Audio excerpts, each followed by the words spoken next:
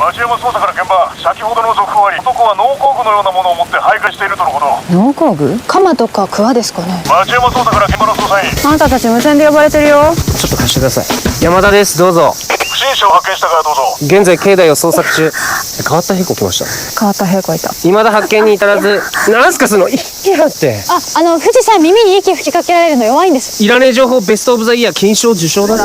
こちらでも捜索中。どうぞ。了解。来い。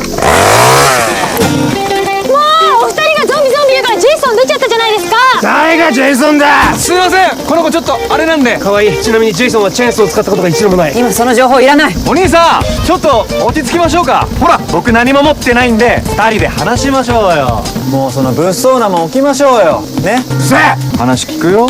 実は会社で藤先輩ジェイソン。おーい。